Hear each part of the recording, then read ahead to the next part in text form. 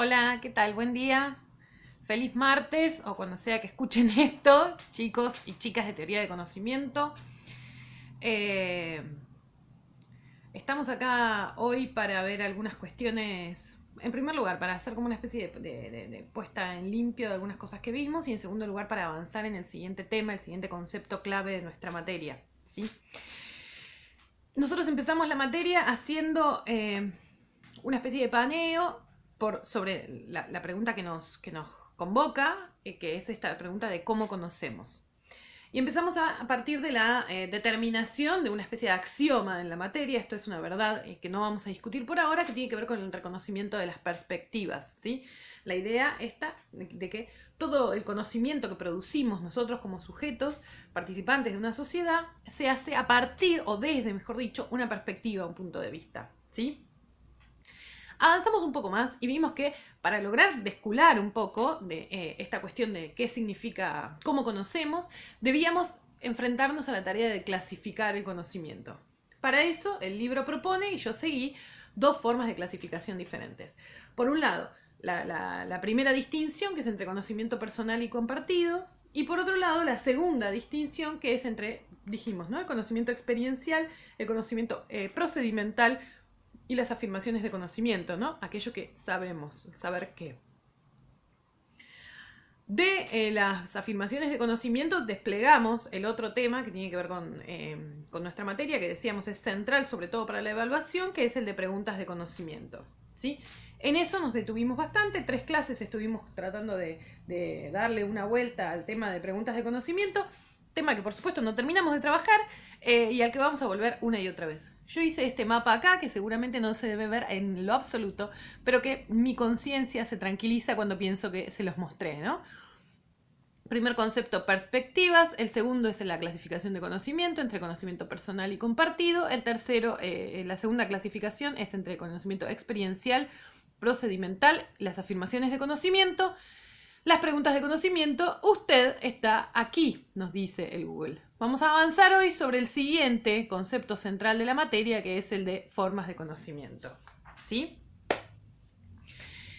Para ello, voy a seguir el libro, les voy a ir diciendo, vamos a ir a ver como una especie de salteadito. La idea de hoy es que sea algo bastante breve, después les voy a dejar, por supuesto, como hago siempre, para cagarles la existencia, no, para que aprendan, es una actividad para que hagan en relación a esto, ¿sí?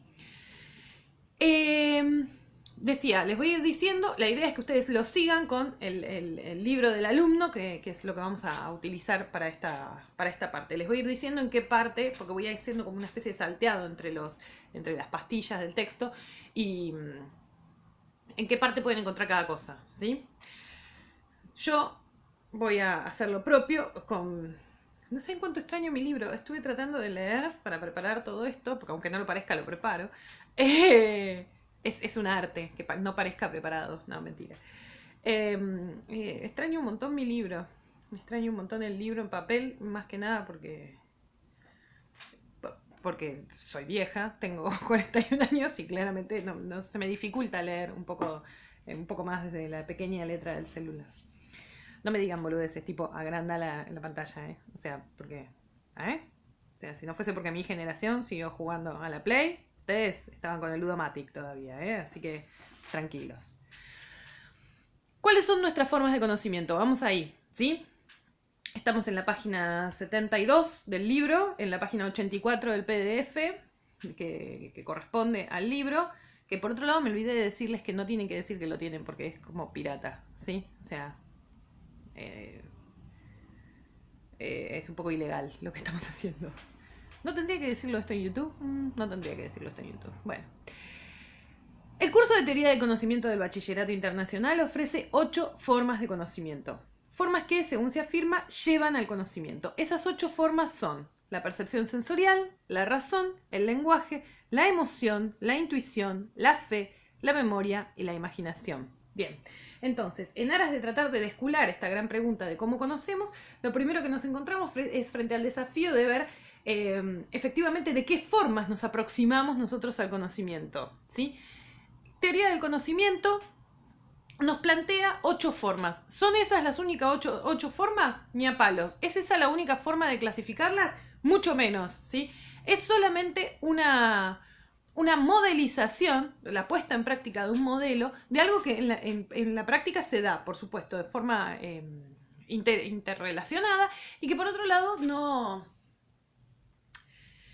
resultaría imposible pensarlo, buscar una forma que reprodujera perfectamente la forma en la que verdaderamente interactúan. ¿Se entiende? Como decimos siempre acá, nosotros desagregamos, o sea, vamos sacando por piezas para tratar de hacer inteligible algo que en la forma en la que se produce, que es interrelacionado, no sería inteligible, ¿sí? Son 8 entonces las formas de conocimiento que reconoce nuestra disciplina, 8 sobre las que vamos a trabajar. Les quería aclarar una cosa. El programa de teoría de conocimiento del bachillerato internacional nos pide, iba a decir exige, pero me pareció medio mala onda, que nosotros desarrollemos en profundidad 4 de esas formas de conocimiento, ¿sí? Las otras 4 las vamos a ver, por supuesto, pero mucho más por encima, ¿sí? O sea, vamos a ver algunas cuestiones, pero estas 4 que elegimos primero las vamos a ver en mucho más detalle, ¿sí? ¿Qué 4 eligió la escuela? Bueno, cuando la escuela empezó a formar parte del bachillerato, eligió 4 y esas son las 4 que mantenemos hasta ahora. Nosotros vamos a ver en detalle, en nuestra clase, percepción sensorial, razón, lenguaje e intuición. Y vamos a ver por encima emoción, fe, memoria e imaginación. Esto, por favor, no significa que nosotros jerarquicemos, nos parezcan más importantes unas formas de conocimiento que otras, ¿sí? Simplemente, cuando hicimos el programa, lo que pensamos fue en aquellas formas de conocimiento que para ustedes les sea más fácil, no solo para vincular con el conocimiento escolar, con el que vienen a la clase, sino que también les sea más fácil para pensar para la evaluación, ¿sí? Porque estos van a ser contenidos que ustedes deban reproducir cuando hagan su ensayo o cuando hagan su presentación oral. Y como tal, entonces nos parecía que lo más importante era, no estoy hablando de yo y mis otros yo, en ese momento éramos más. Estaba Silvia Ojeda, por ejemplo, si no queda medio esquizoide. Nos pareció que era lo mejor para que ustedes pudieran desarrollar mejor la evaluación. Eso por supuesto se puede rever, y si a alguno de ustedes le interesa particularmente alguna de las otras 4 áreas de conocimiento, por ejemplo, emoción, que está buenísima, formas de conocimiento, perdón, podemos cambiar alguna, ¿sí? Lo importante es que tenemos que ver en detalle 4 de ellas. Sigo entonces. Esperen que tengo que agrandar la pantalla porque soy vieja, como decía antes. Tengo 41 años. No necesitas aceptar las 8 como hechos o posibilidades únicas. Las ofrecemos para exploración, reflexión y evaluación. Lo que podemos asegurarte es que todas ellas suscitarán preguntas de conocimiento importantes e intrigantes y que son igualmente pertinentes en las discusiones y la investigación del conocimiento que tenemos por delante. La forma en que las apreciamos y usamos configura lo que consideramos conocimiento. Miren qué interesante, me gusta esa idea, ¿no? Las formas en las que las usamos y las apreciamos configura lo que consideramos conocimiento, ¿sí? Lo que cada uno de nosotros considera conocimiento tiene que ver con la forma en la que usamos y sobre todo apreciamos, ponderamos unas por sobre las otras. ¿Y cómo lo obtenemos? Comunicamos y evaluamos. Los nombres de las 8 formas de conocimiento son bastante claros, aunque encontraremos ambigüedades cuando nos ocupemos de cada una. Por ahora, solo 3 requieren de cierta aclaración. Con razón, queremos decir racionalidad. Racionalidad. La capacidad de la mente de ser lógica y resolver cosas.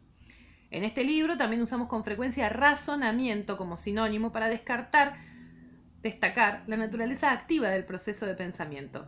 No queremos decir dar razones, o sea, dar motivos, para dar buenas razones para creer una afirmación de conocimiento. Para eso usamos la palabra justificación, ¿sí? Entonces, la razón lo vamos a usar en el sentido, es verdad, es polisémica la palabra, tiene varias acepciones, la usamos en el sentido de razonamiento. La segunda forma de conocimiento que necesitamos aclarar es percepción sensorial. Usamos percepción para designar nuestro contacto con el mundo a través de los sentidos, la vista, el oído, el gusto, etc. Esta forma de conocimiento se relaciona con la observación y la interpretación. Percepción sensorial entonces va a ser la forma de conocimiento mediante la cual conocemos algunos elementos del mundo haciendo uso de alguno de nuestros 5 sentidos. Es importante, ¿por qué? Porque decíamos, forma de conocimiento, la percepción sensorial es la observación. La observación es, por ejemplo, base del conocimiento en la ciencia. Una tercera forma de conocimiento que necesita cierta explicación es fe. No limitaremos esa palabra a su contexto religioso, sino a uno más general con diferentes definiciones. Vamos a ver que la palabra fe la usa el bachillerato en un sentido un poco más profano. No se refiere exclusivamente a la creencia en la existencia de Dios, sino a otras formas de creencias.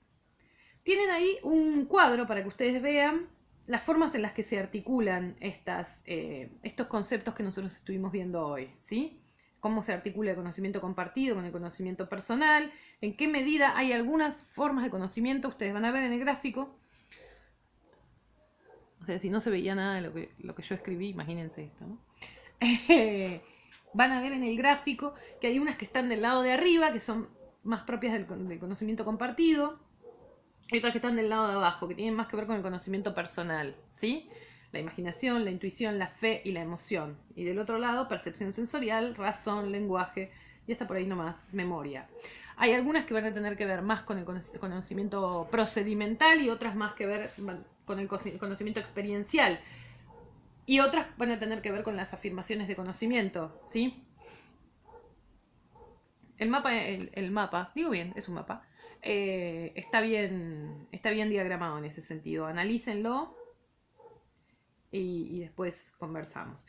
Vamos a ir en la página 74 del archivo, ¿qué es? 86 del PDF, donde dice las formas interactivas de conocimiento. Salteamos algunas partes, no porque me parezcan, o sea, me parecería que está bueno si ustedes las quieren leer, pero no es acá en lo que me quiero detener, ¿sí? Nos salteamos concretamente la parte justamente en la que habla de la modelización de esto. Las formas interactivas de conocimiento.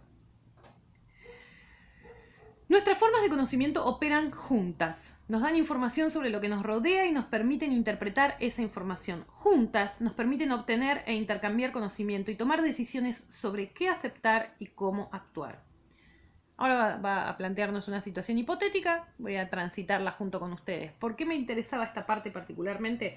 Porque para que terminemos de entender hasta qué punto, si bien las desagregamos, como decíamos antes, a las formas de conocimiento para su estudio, en la realidad nunca funcionan de manera independiente, ¿sí? Son interdependientes, se necesitan unas con las otras, en combinaciones de A2, de A3, de A4, ¿sí? Pero siempre están funcionando de forma conjunta.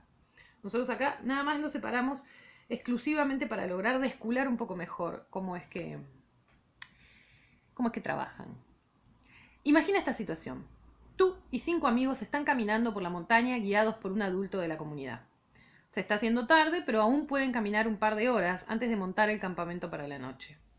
Sin embargo, el líder los reúne cuando el sendero llega a un prado abierto. Pronto nos detendremos y acamparemos. Se acerca una tormenta. Te sientes decepcionado. El tiempo se ve bueno. Protestas. ¿Cómo lo sabe? Puedo sentirla, explica él. Conozco estas montañas. Llámalo intuición. Después te explicaré más. ¿Sabe intuitivamente? No comprendes, pero aceptas su juicio. Tienes fe en tu guía. Ven que el sentido que usa para la palabra, para el concepto fe, ¿no? Ven que es diferente del religioso, ¿no? Tienes fe en tu guía. Ha liderado grupos de alumnos durante muchos años y todos confían en él plenamente. No confían tan plenamente en los guías, por las dudas. ¿Acampamos junto al arroyo?, pregunta uno de tus amigos. Él ya ha recorrido este camino antes y mediante la memoria puede mencionar un sitio que al grupo aún no ha llegado. Tendríamos agua y un terreno plano para acampar. El guía acepta y el grupo flanquea la montaña más allá de la línea de los árboles. Mientras caminas con la mochila a cuestas, ves nubes oscuras que se acercan, amenazadoras, y sientes que el viento sopla más fuerte. Tu percepción sensorial te está dando nueva información. Mediante la memoria, recuerdas tormentas pasadas y razonas que tu experiencia previa se aplica a este cielo oscuro en particular. Has llegado a la misma conclusión a la que antes llegó el guía. Se avecina una tormenta. Te imaginas armando el campamento en medio del aguacero. Obviamente no eres el único. El grupo ha acelerado el paso. Llegan al arroyo. ¿Deben acampar junto al agua o lejos de ella? ¿En el risco cercano o en el bosque? ¿Cómo saber? El guía pide al grupo que mire bien el terreno y lo resuelva. A lo lejos, más allá del valle, se oye un trueno. Cuentas los segundos. Pasan 10 segundos y un relámpago. Mejor no vayamos a ese risco, dice uno de tus compañeros nervioso. Los rayos caen sobre los puntos más altos. Tampoco acampemos cerca del agua, dice otro. ¿El agua no conduce la electricidad? Los árboles de ese bosque son viejos, dice otro. No parecen haber sido afectados por rayos. Quizás allí estaremos más seguros. Una ráfaga de viento te azota y agregas, quizás estaremos mejor del otro lado de los árboles, protegidos del viento. Como tus amigos, estás combinando la memoria del conocimiento obtenido en el pasado con la razón para aplicarlo al presente y la emoción no reconocida del miedo que aumenta la atención. Uno de tus amigos empieza a hacer bromas nerviosas sobre ser fulminados por un rayo. Sabes cómo se siente por tu propia empatía emocional e imaginativa, pero racionalmente decides no contribuir a la broma del humor negro. Otro trueno. 8 segundos y luego el rayo. La tormenta se acerca velozmente. Siguiendo el consejo del... Bien, ven, ¿no? O sea, entienden eso, ¿no? La diferencia entre el trueno y el rayo, y cuanto más cerca está uno del otro es que la tormenta está más cerca. Digo porque el texto no lo evidencia y no vaya a ser que se les pase por alto el dato. Siguiendo el consejo del guía, corren hacia el lugar elegido e instalan las tiendas de campaña rápidas, o sea, las carpas, rápidamente y atan lonas protectoras entre los árboles cercanos. Tus manos se mueven con rapidez para clavar las estacas y el techo protector, y tus formas de conocimiento revolotean todas juntas. La memoria. Sabes cómo y sabes por qué, por el pasado. La percepción sensorial. Ves y sientes los aros de nylon y las estacas bajo tus dedos veloces. La razón. Resolviste que asegurar la tienda puede ser importante esa noche y que la entrada no debe dar la cara al viento. La imaginación. Puedes imaginar las consecuencias de no asegurar la tienda y, pese a la prisa, ríes ante la absurda imagen de navegar en una tienda hecha un globo. El lenguaje. Puedes oír al guía dando instrucciones para que se pongan los impermeables, metan los sacos de dormir en la tienda y acomoden las mochilas bajo las lonas.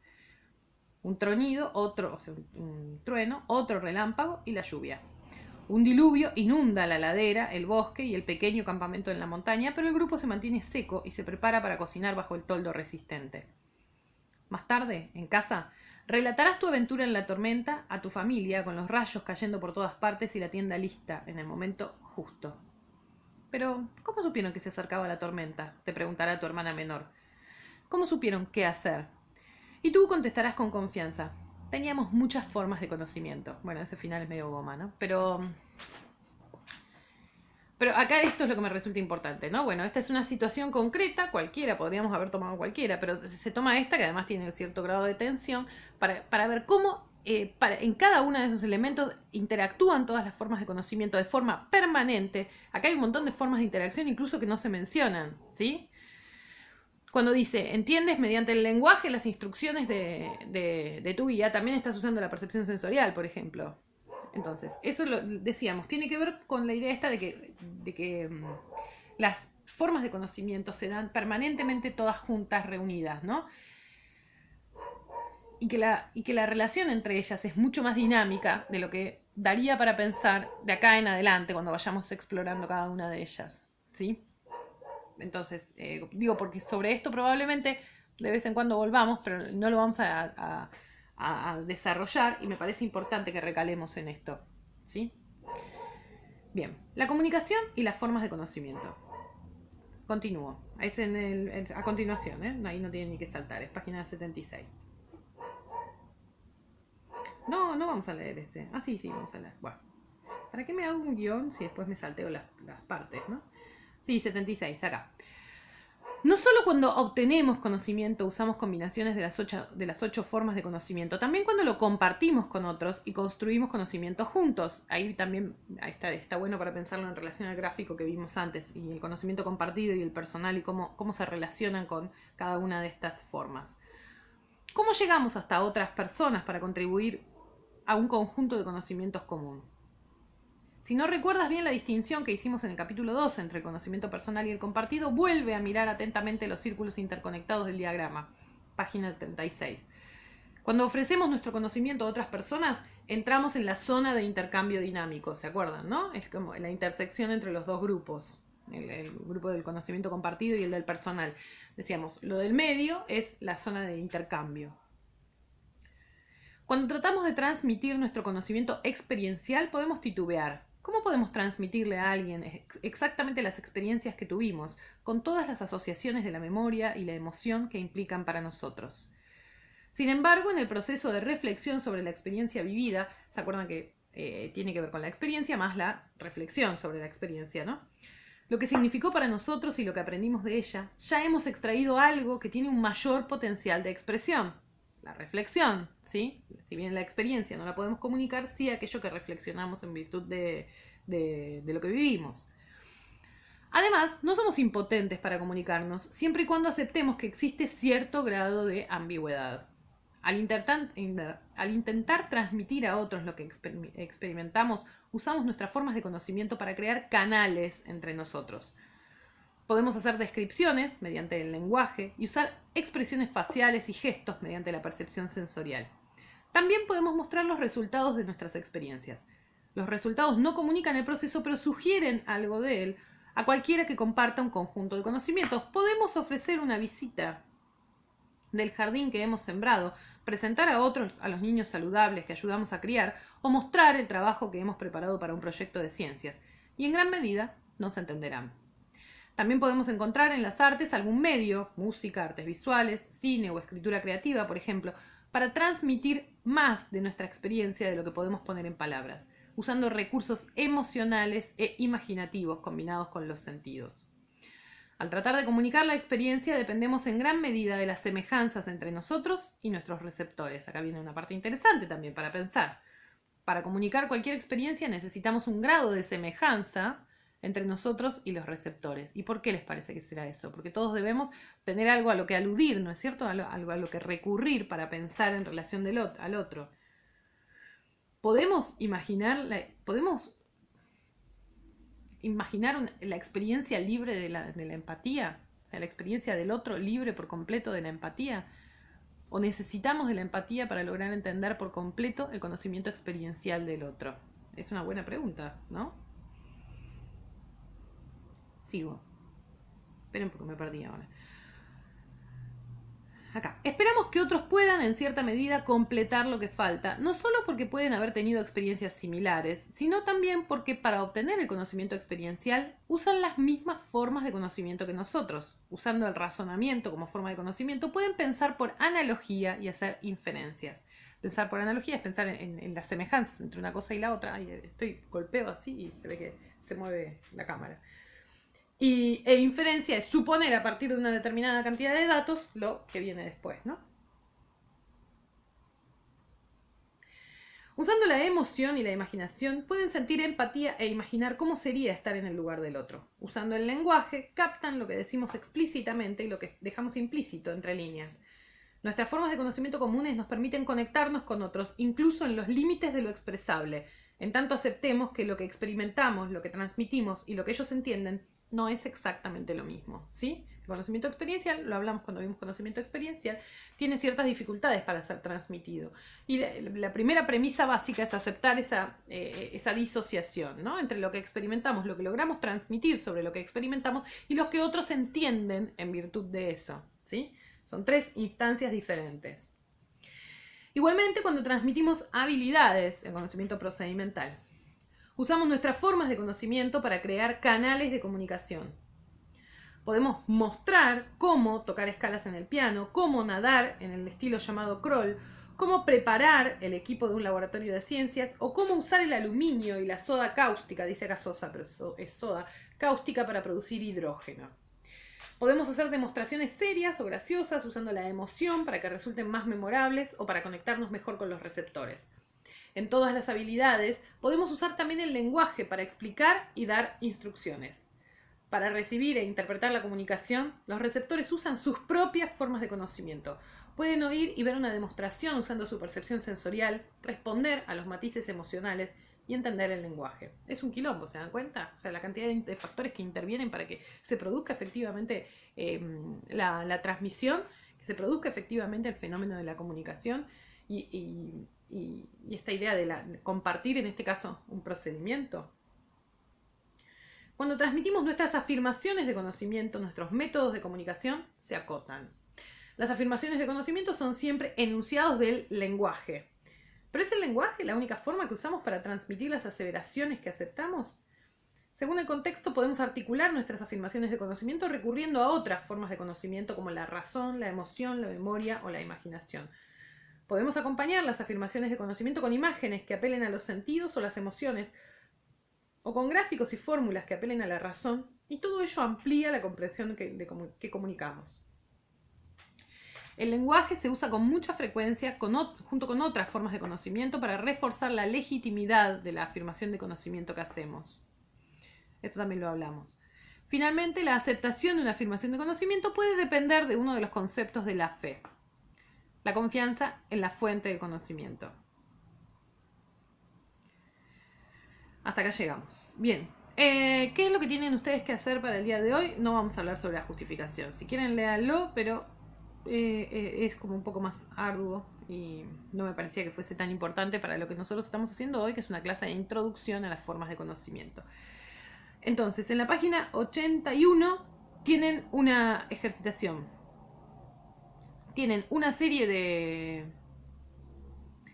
de afirmaciones de conocimiento. En la mayoría creo que son todas afirmaciones. Sí, son todas afirmaciones y ustedes tienen que ver qué formas de conocimiento intervienen en cada una de estas afirmaciones. Si hay una sola, predominante, si hay más de una, ¿sí? Entonces, es sencillo el ejercicio. La idea es que ustedes vayan familiarizándose un poco con el concepto que después, cuando veamos cada una por detalle, en detalle, vamos a revisar.